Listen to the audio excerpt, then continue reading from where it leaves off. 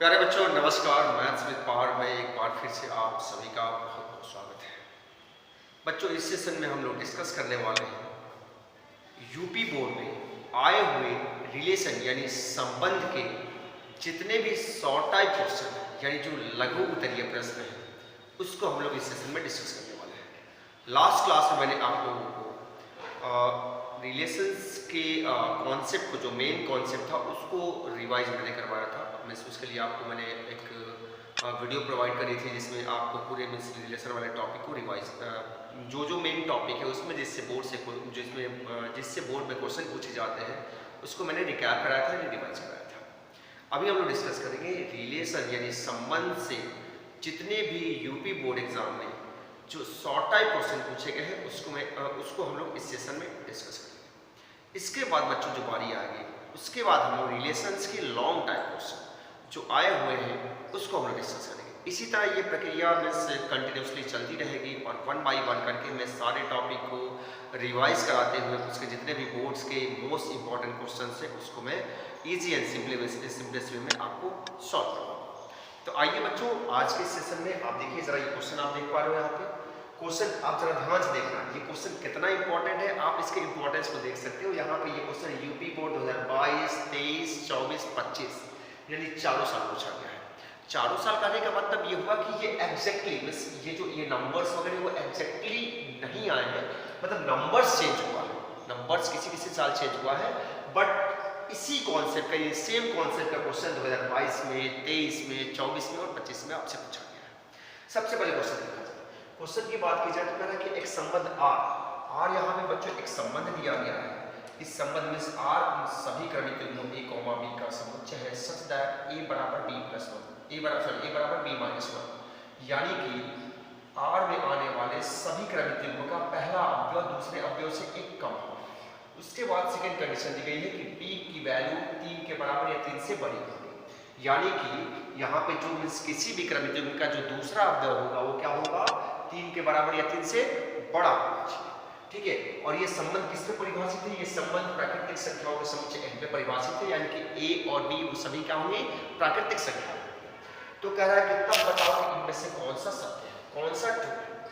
ध्यान से देखना बच्चों, आप देखिएगा कितना इंपॉर्टेंट क्वेश्चन 1 मार्क्स का क्वेश्चन आपसे पूछा गया है, अगेन एंड अगेन पूछा गया है। सबसे पहली बात ये कंडीशन दे दिया गया है कि b की वैल्यू 3 के बराबर या 3 से बड़ी होगी। तो आप जरा ऑप्शंस देखो, आप ऑप्शंस देखोगे तो भैया इनमें जितने भी बाद वाले अवयव आए हैं, जितने भी क्रमिक युग्म इसमें दिए गए हैं, इसमें जो b का मान है वो हर जगह b का मान या तो 3 के बराबर या 3 से बड़ा है। तो चलो भैया इससे कोई फायदा होने वाला नहीं।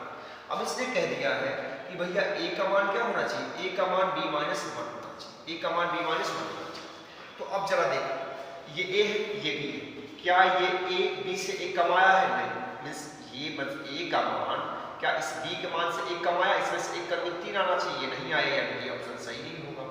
आप इसकी बात करते हैं तो a का मान b के मान से 1 कम, बोला ना कि a का मान b के मान से 1 कम होगा, तो यही इसका क्या होगा एप्रोप्रिएट आंसर होगा, यानी कि करेक्ट आंसर होगा। ये करेक्ट आंसर इसलिए होगा क्योंकि ये दिए गए रूल को क्या कर रहा है सेटिस्फाई कर रहा है। इस तरह बच्चों आपके 1 मार्क्स आपके कंप्लीट हो गए। ये क्वेश्चन इस टाइप के question again and again repeat किए गए हैं, आपके ये सामने दिख रहा है। अब बच्चों मैं आगे चलता हूँ, अब मैं मूव करता हूँ क्वेश्चन नंबर नेक्स्ट। अगर अगले क्वेश्चन को देखा जाए बच्चों तो ये भी क्वेश्चन आपके यूपी बोर्ड में 2021, 23, 24 और 25 है। इसी टाइप के क्वेश्चन, इसी टाइप एग्जैक्टली इसी कॉन्सेप्ट का क्वेश्चन हो सकता है नंबर चेंज हुए हो या समुच्चय चेंज हुआ हो, बट कॉन्सेप्ट 100% यही है। ये क्वेश्चन 2021, 2023, 2024 और 2025 में पूछा गया। देख लो कितना इंपॉर्टेंट क्वेश्चन है, 1 मार्क्स का क्वेश्चन आपसे पूछा गया। क्वेश्चन क्या करें जरा ध्यान से पढ़ा जाए कि यदि a एक समुच्चय है जिसमें 2 अवयव है 1 तथा 2 और b एक समुच्चय जिसमें 3 अवयव है 3, 4 और 5, तो कह रहा है कि a से b में कुल संबंधों की संख्या क्या है, a से b में कुल संबंधों की संख्या क्या है।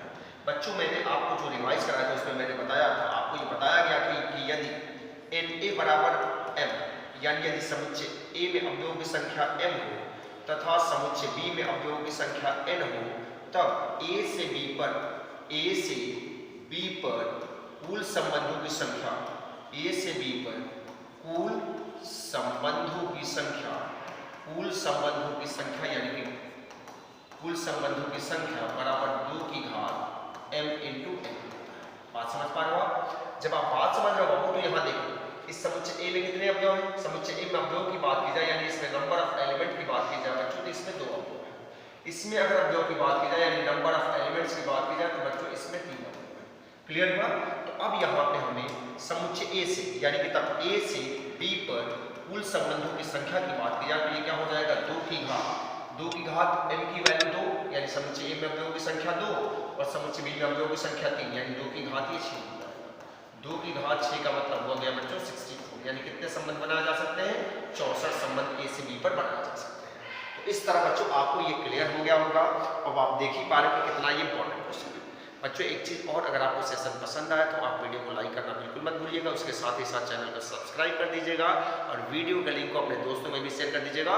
मैं आप सभी बच्चों के लिए एक बहुत ही बड़ा प्रयास लेकर के आ रहा हूँ जहाँ पे आपको मैं आपके चैप्टर नंबर 1 यानी कि संबंध व फलन से लेकर के अंतिम चैप्टर यानी कि प्रायिकता यानी प्रोबेबिलिटी तक हर चैप्टर का मैं आपका रिवीजन करवाऊंगा। एक शॉर्ट वीडियो में आपको रिवीजन करवाऊंगा। मिस हो सकता है तो क्लासेस आपको लाइव भी मिलेगी।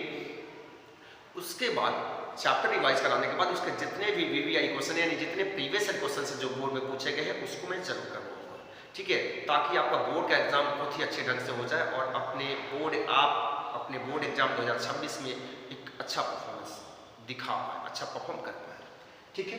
तो बच्चों आपको ये बात समझ में आ गई। अब मैं चलता हूँ क्वेश्चन नंबर नेक्स्ट की बात की जाए बच्चों, ये देखो क्वेश्चन जरा, ये यूपी बोर्ड 2025 यानी अभी रिसेंटली अभी ये मीन्स जो अभी एग्जाम हुआ है उसी में पूछा गया। क्वेश्चन क्या करा जरा ध्यान से देखिएगा।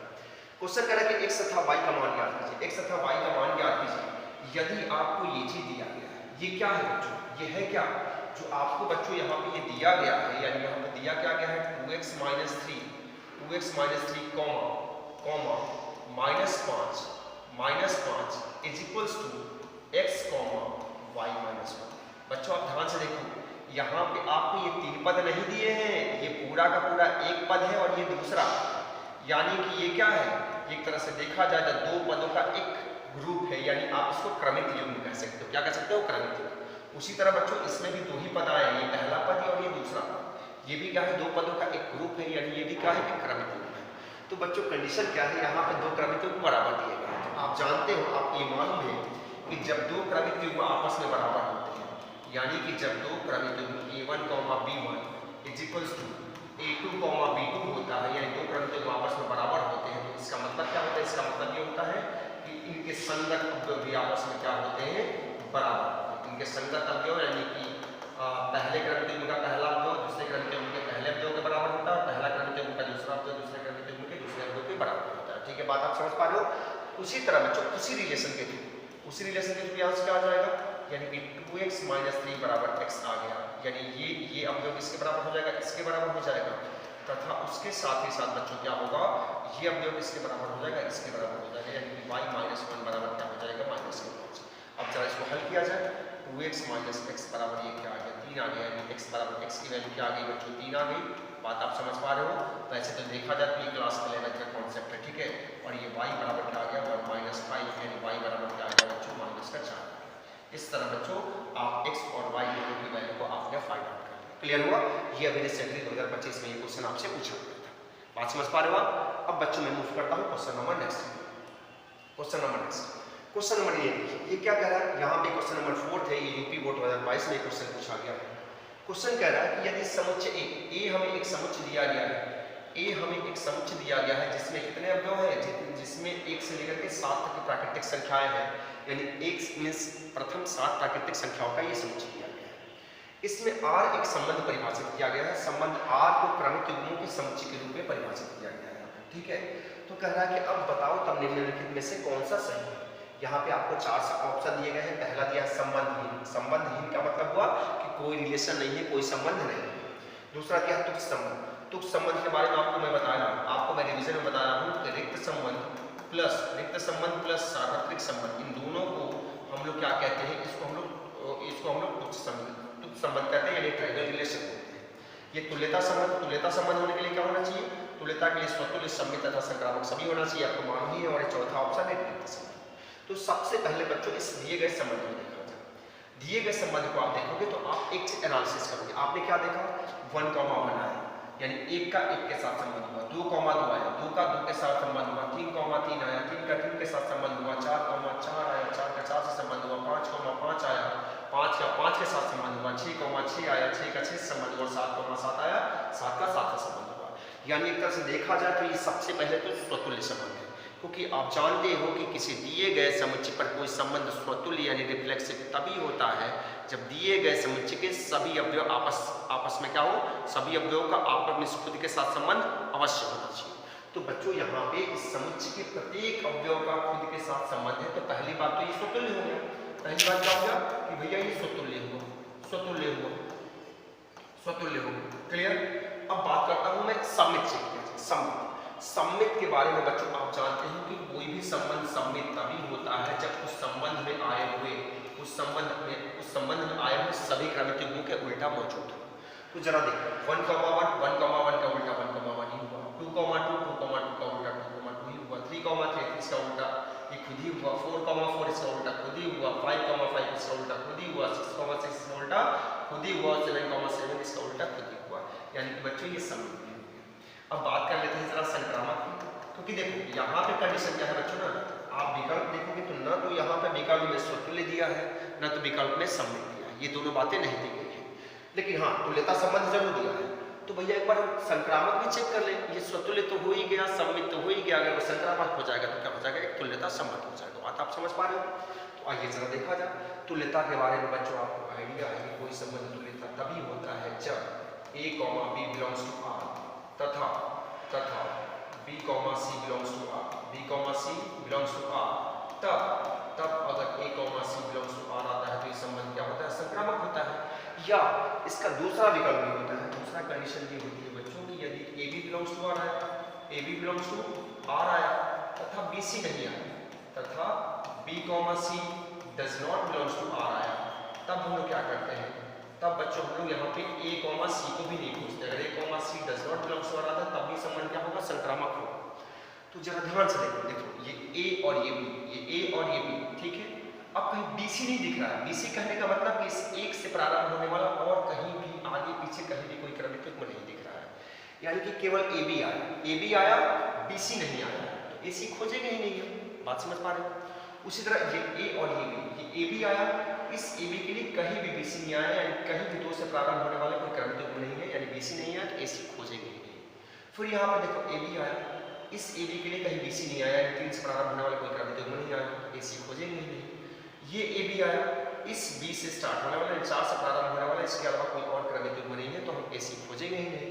यहाँ पे AB आया, इस 5 से प्रारंभ होने वाला कोई क्रमिक युग्म और कोई है नहीं तो BC नहीं आया, AC खोजेंगे नहीं। AB आया, BC कहीं नहीं आया, यानी 6 से प्रारंभ होने वाला कोई क्रमिक युग्म नहीं आया तो हम AC खोजेंगे नहीं। AB आया, यहाँ पे 7,7 ये A और ये B, अब इस 7 से प्रारंभ होने वाला इसके अलावा कोई और क्रमिक युग्म नहीं है, यानी कि BC नहीं है तो AC खोजेंगे ही नहीं।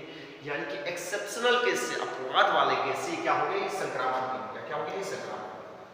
संक्रामक कैसे हुआ कि AB बिलोंग्स टू R आया लेकिन BC does not belongs to R आया, तब AC भी R में नहीं आया। बात समझ पा रहे हो आप।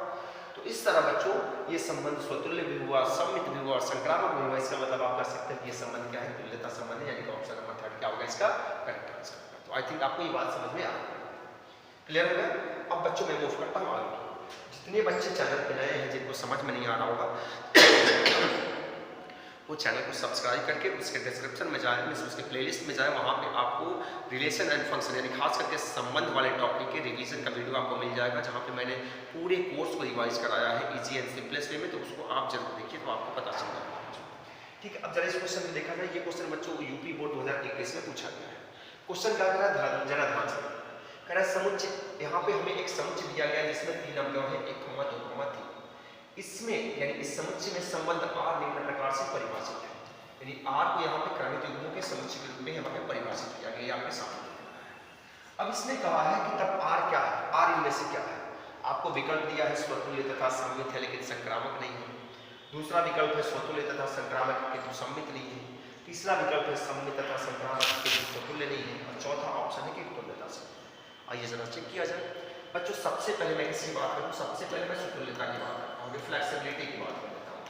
कोई संबंध स्वतुल्य तभी होता है, यानी इस समुच्चय पर दिया गया संबंध स्वतुल्य तभी होगा जब इस समुच्चय के प्रत्येक अवयव खुद से अवश्य संबंधित हो, यानी सबका प्रत्येक का खुद के साथ संबंध जरूर होना चाहिए, उसके अलावा और से भी वो संबंधित हो सकता है। तो जरा देखो 1, 1 आया है क्या, हाँ 1, 1 आया है, 1 का 1 से संबंध है। 2, 2 आया है क्या, हाँ 2 से संबंध है। 3, 1,3 आया क्या? हाँ, 3 से संबंध है भैया। इसका प्रत्येक अवयव अगर खुद से संबंधित हो इसका मतलब ये स्वतंत्र हो गया। क्लियर हो गया? सममित की बात करते हैं।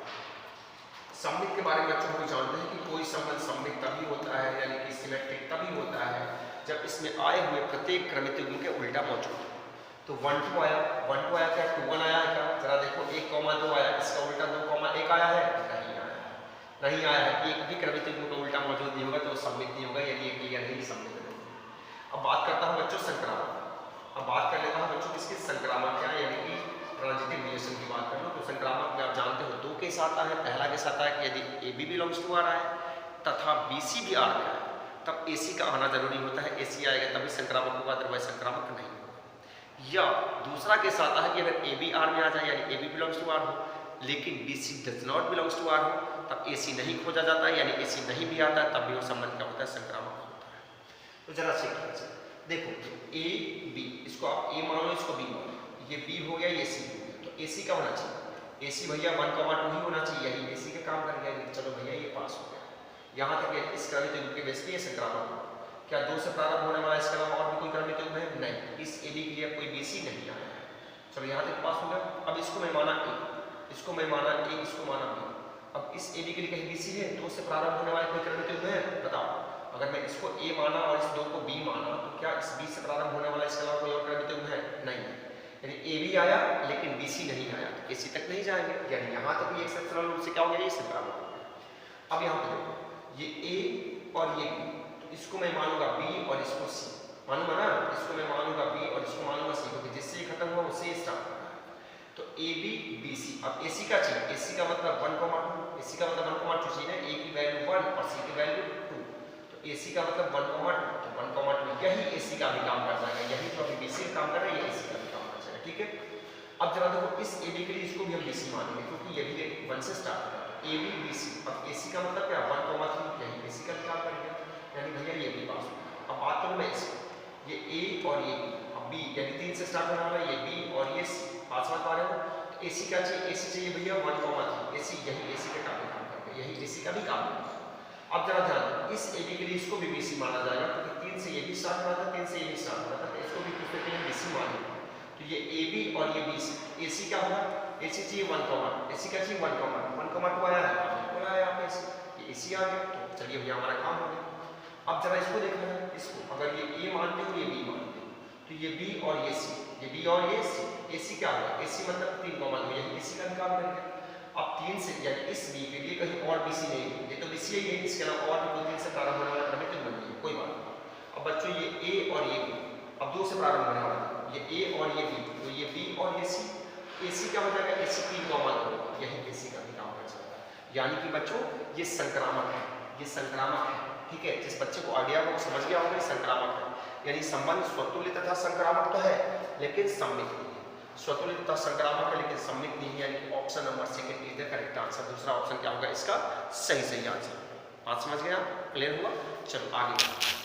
अब बच्चों मैं आगे क्यों चलता हूँ, अगला क्वेश्चन ये रहा आपके सामने आपकी स्क्रीन पर। अब जरा ध्यान से देखो, ये क्वेश्चन बच्चों यूपी बोर्ड 2022 में पूछा गया है। क्वेश्चन क्या करा, जरा ध्यान से देखिएगा। क्वेश्चन कह रहे हैं कि पूर्णांकों के समुच्चय Z पर, यानी ये संबंध Z पर परिभाषित है, और संबंध की परिभाषा क्या दी गई? संबंध की परिभाषा ये दी गई है, संबंध की बच्चों ये परिभाषा दी गई है कि x, y R में तभी आएगा, R में तभी आएगा जब mod of x minus y is less than equals to 1। ठीक है, तब हमें ये 4 ऑप्शंस दिए गए, इसमें से हमें बताना है स्वतुल्य की भी बात हुई है, सम्मित की भी बात हुई है, संक्रामक की भी बात हुई है, यानी रिफ्लेक्सिव, सिमेट्रिक, ट्रांजिटिव सबकी बात है। सबसे पहले बच्चों मैं यहाँ पर डिस्कस कर लेता हूँ इसके बारे में, स्वतुल्यता यानी कि रिफ्लेक्सिबिलिटी के बारे में बात करूँगा, स्वतुल्यता के बारे में बात करूँगा। तो बच्चों ये स्वतुल्य कब होगा? क्योंकि ये संबंध, ये पूरे पूर्णांक यानी कि ये Z, देखो ये संबंध जो है ना वो Z में परिभाषित। Z मतलब क्या? 0 +- 1 +- 2 +- 3 +- 4 ऐसे डॉट डॉट डॉट, यानी सभी पूर्णांक से। अब बच्चों क्या है ना कि आप किसी भी पूर्णांक को लेते हो, किसी भी पूर्णांक को लेते हो, जैसे इसने क्या किया है x - y mod of x - y is less than 1। भैया आप कुछ भी ले लो ना भाई, 2 - 2 बराबर 0 आएगा, ये क्या हुआ? x से कम हुआ कि नहीं हुआ? 0 - 0 बराबर क्या होगा? मॉड ही लगा लो ना, मॉड लगा लो तो दिक्कत नहीं, तो ये 0 आया नहीं, ये 1 से छोटा। 5 - 5 लोगे तो ये क्या हो गया? ये 0 लेस देन 1 आया। यानी आप क्या देख पा रहे हो कि यहाँ पे से किसी भी x को लेते हो, किसी भी x को लेते हो तो उसका इस संबंध के द्वारा खुद से संबंध होगा, क्योंकि देखो स्वतुल्य के लिए यहाँ पे जो y है यहाँ भी x आना चाहिए, यानी कि स्वतुल्य के लिए हमें फाइनली क्या दिखाना होता है? स्वतुल्य के लिए बच्चों हमें दिखाना होता है कि mod of x minus x is less than equals to 1 आना चाहिए। स्वतुल्यता के बारे में बात यही होती है, यानी कि प्रत्येक अवयव का खुद के साथ संबंध होना चाहिए। बिल्कुल आएगा भाई, कोई भी पूर्णांक लो उसको खुद में से घटाओ तो शून्य आएगा, जो एक से छोटा है। इसका मतलब ये कंफर्म है कि ये स्वतुल्य है, ये स्वतुल्य है। अब बात करता हूँ सममित। सममित के बारे में बात क्या होगी बच्चों? आप सममित के बारे में यहाँ से लिख सकते हो कि जैसे आपने क्या किया, mod of x minus y अगर आपको क्या आ गया लेस देन इक्वल टू 1 आ गया, तो यहाँ पे mod लगा है। अगर आप नंबर भी चेंज करते हो तब भी ये वैल्यू क्या होगी? लेस देन इक्वल टू 1 ही आएगी। जैसे एक मिनट आप रुकिए, जैसे आप एग्जांपल, जैसे मैंने यहाँ पे लिया mod of 5 minus 3, दोनों पूर्णांक हैं, इसको फाइंड करोगे तो क्या आएगा? mod of 5 minus 3, 5 minus 4, 5 minus 4 आपने लिया, ये 1 आया, यानी ये 1 के बराबर है। लेकिन इसमें तो इसका मतलब क्या हुआ कि 5,4 बिलोंग्स हुआ, 5,4 बिलोंग्स हुआ, क्योंकि ये इस कंडीशन को पूरा करता है। अब अगर मैं इसको पलट दूंगा 4 minus 5 कर दूं, तो भैया ये इस mod of माइनस में तभी तो ये 1 ही आया ना। इसका मतलब क्या होगा? 4,5 बिलोंग्स टू r आया कि नहीं? यानी कि बच्चों यहाँ पे mod लगा है, अगर आप नंबर को चेंज भी करते हो तो आंसर सेम आएगा। आंसर में यहाँ पर जैसे 5 और 4 का अंतर 1 आया, तो ऐसा नहीं है कि अगर आप 4 में से 5 घटाओगे तो -1 आए। -1 इसलिए नहीं आएगा क्योंकि mod आया। यानी कि बच्चों ये कंफर्म है कि इसमें इस संबंध द्वारा यानी x y जितने भी x y होंगे उसके लिए y x भी आएगा, यानी ये सममित भी होगा। ये संबंध क्या होगा?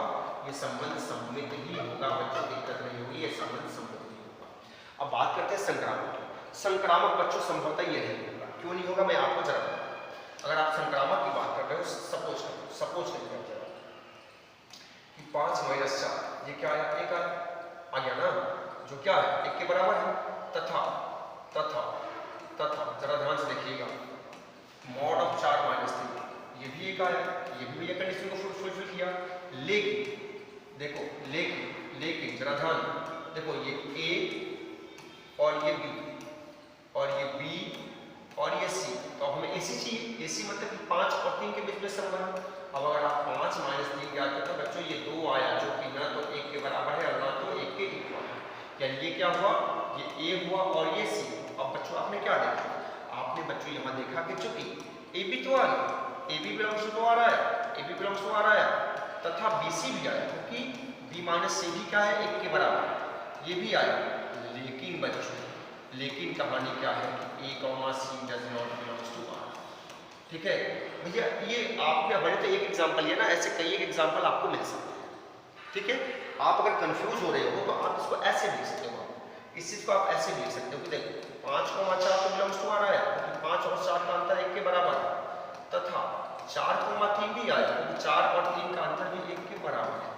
लेकिन भैया यहाँ पे अब ac चाहिए ना, ac मतलब क्या? इसके और इसके भी संबंध चाहिए ना। यहाँ पे 5,3 does not belongs to r होगा क्योंकि इसका अंतर ज्ञात करके तो 2 आएगा जो कि 1 से बड़ा हो जाएगा। अतः ये क्या है? r संक्रामक नहीं है। अतः r संक्रामक यानी कि ट्रांजिटिव नहीं है। बच्चों बात आप समझ पा ना?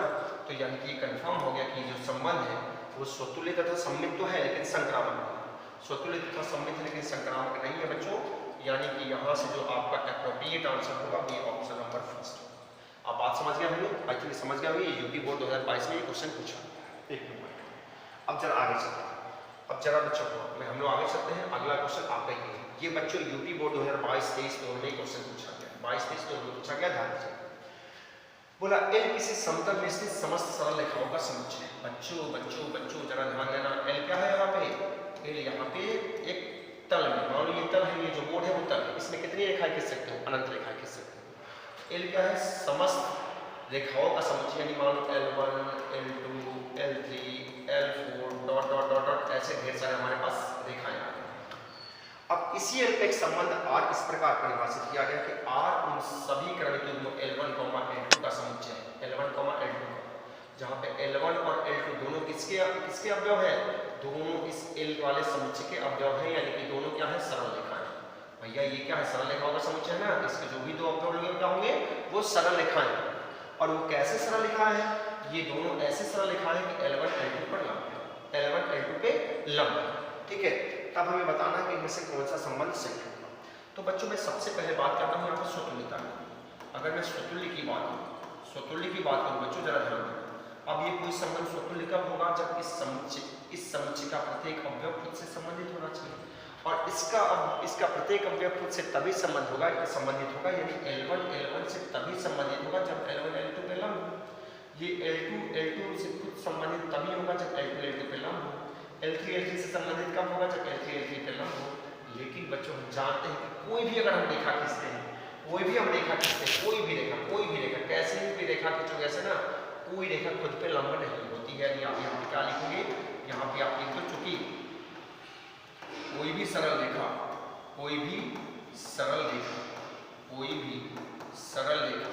खुद पर लंब नहीं होती है, अगर होती है तो करके बताइए, अगर आपको लगता है कि होती है तो बताओ, लंब नहीं होती है। अतः आपने क्या देखा कि किसी भी L1 यानी कि L1, L1 does not belongs to R, यानी इस समुच्चय L का कोई भी अवयव खुद के साथ संबंधित नहीं होगा। जब संबंधित नहीं होगा इसका मतलब स्वतुल्य नहीं है, ये स्वतुल्य नहीं होगा, ये तो कन्फर्म। बात करता हूँ बच्चों सममित। अगर मैं सममित की बात करूँ बाबू तो जरा ध्यान दो, अगर मैं सममित की बात करूँ तो जरा ध्यान दो। अब सममित में क्या होगा कि अगर L1 L2 आ गया तो L2 L1 भी आना चाहिए। जरा ध्यान दो, मान लो ये रेखा क्या है? L2 और ये रेखा क्या है? L1। भैया ये इस पे लंब है, चूंकि यहाँ पे आपको दिख रहा है कि L1 क्या है? L1 is perpendicular to L2, L1 L2 पे लंब है। तब भैया हम ये भी तो कह सकते हैं कि L2 भी L1 पे लंब है। भैया ये रेखा इसका 90 डिग्री बना रही है, तो ये भी रेखा तो इसमें 90 डिग्री बना रही है। बिल्कुल सही बात है। यानी कि बच्चों जब L1 L2 पे लंब है तब L2 भी L1 पे लंब होगा, यानी कि अगर L1 L2 आया तो इसके लिए L2 L1 भी आएगा, L2 L1 भी आएगा, यानी कि उसका उल्टा भी आएगा, यानी कि ये सममित होगा। लेकिन बच्चों संक्रामक नहीं होगा। संक्रामक इसलिए नहीं होगा बिकॉज आप जरा यहाँ ध्यान से देखो, मैंने मान लिया कि L1, L2 belongs to R, तथा हमने ये भी मान लिया कि L2, L3 belongs to R। इसका मतलब क्या है? L1 L2 belongs to R, यानी सपोज कर लो बाबू, ये L1 लाइन है, ये L1 लाइन है और ये L2 है, ये इस पे लंब है, और L2 L3 पे लंब है। मान लो यहाँ पे एक लाइन L3 हो गई, ये L3 हो गई, ये इस पे लंब हो गई। L1 L2 पे लंब और L2 L3 पे हो गया। अब जरा बताओ, अब क्या ये L1 L3 पे लंब होगा? संभव है क्या ये L1 L3 पे लंब होगा? संभव नहीं है। यानी आप यहाँ पे क्या कर सकते हो कि लेकिन L1, L3 does not belongs to R, क्योंकि L1 L3 पे लंब नहीं है। अतः ये क्या है? संक्रामक नहीं है। बात आप समझ पा रहे हो कि नहीं समझ पा रहे हो बच्चों? यहाँ पे मैंने स्पष्टता दिखाया कि सपोज करो मैंने मान लिया कि L1, L2 belongs to R है। इसका मतलब क्या होगा? इसका मतलब ये होगा कि ये L1 लाइन है और ये L2 लाइन है, ये इस पे लंब है, ठीक है। तथा मैंने ये भी मान लिया बच्चों कि L2, L3 belongs to R। भैया L2, L3 belongs to R, यानी कि ये भी स्पष्ट हो गया। ये मान लो आपका ये आपका L2 था और ये आपका L3 इस पे लंब है। अब जरा बताओ क्या ये L1 L3 पे लंब होगा? नहीं होगा ना। जब नहीं होगा इसका मतलब क्या होगा कि L1, L3 does not belongs to R, ठीक है। अतः ये संक्रामक नहीं होगा, यानी ये संबंध आपने क्या देखा? ये संबंध स्वतुल्य है, सममित है लेकिन संक्रामक नहीं है। स्वतुल्य है, सममित है लेकिन संक्रामक नहीं। आपके पास ऑप्शन जो दिया गया है वो बोला है कि R स्वतुल्य है, R सममित है, R संक्रामक है, इनमें से कोई। अब एक गंभीर समस्या बच्चों यहाँ पे ये है कि देखो ये संबंध स्वतुल्य नहीं था, मुझसे गलती से निकल गया, स्वतुल्य नहीं था, क्योंकि हमने यहाँ पे साफ लिखा है कोई भी सरल रेखा खुद पे लंब नहीं होता है। जब खुद पे लंब नहीं होता यानी इस समुच्चय का कोई भी अवयव खुद से संबंधित नहीं होगा। अरे भाई कोई आप सरल रेखा ले लो, कोई सरल रेखा खुद पे लंब होगी नहीं होगी, सरल रेखा खुद पे लंब होगी नहीं होगी, सरल रेखा खुद पे लंब होगी नहीं होगी, तो ये स्वतुल्य नहीं, लेकिन आपने देखा ये सममित है, यानी इसका जो सही आंसर होगा ऑप्शन नंबर सेकंड, ठीक है बच्चों। ये क्वेश्चन यूपी बोर्ड 2022 और 23 दौर में पूछा गया था। इस तरह बच्चों ये सारे क्वेश्चन आपके बोर्ड एग्जाम 2026 के पॉइंट ऑफ व्यू से वेरी वेरी वेरी इंपॉर्टेंट है। मैं नेक्स्ट सेशन में आपके लिए रिलेशन यानी संबंध से यानी संबंध के ढेर सारे long type previous year questions को मैं लेकर के आऊँगा। आप बने रहिए हमारे साथ। अगर आपको वीडियो पसंद आया तो वीडियो को लाइक करना बिल्कुल मत भूलिएगा। वीडियो को लाइक करने के साथ साथ चैनल को सब्सक्राइब करके वीडियो का लिंक अपने दोस्तों में भी शेयर कर दीजिएगा, ताकि आपके साथ साथ आपका दोस्त भी बोर्ड एग्जाम 2026 में झंडा गाड़ सके। ठीक है बच्चों, बहुत बहुत